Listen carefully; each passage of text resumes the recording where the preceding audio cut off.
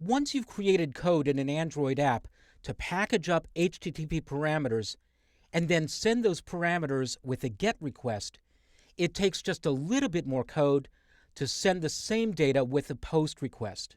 A POST request and a GET request are different. In a GET request, parameters are appended to the URI, but in a POST request, they're placed into the body of the request, and so you need a different programming structure.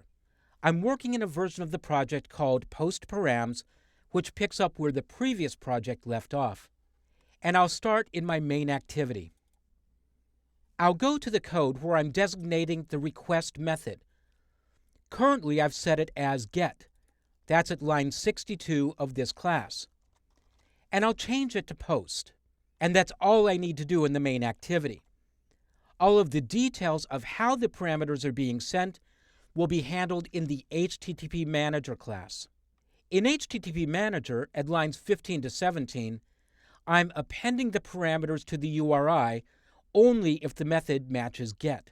To send the same parameters in a POST request, I'll add code here, after I've created my connection and set the request method.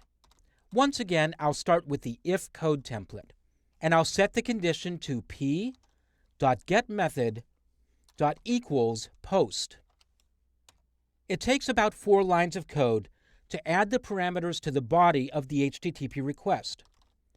Start with con.setDoOutput and set a value of true. That allows you to output some content to the body of the request. Next, create something called an output stream writer. This is a member of the java.io package.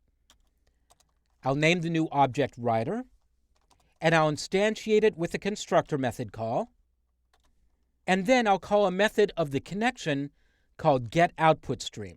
So I'm creating a writer object that can write to the output stream and send information to the connection. Next, I'll use the writer object and call its write method. And I'll pass in my encoded parameters. This is the custom method that I added to my request package class.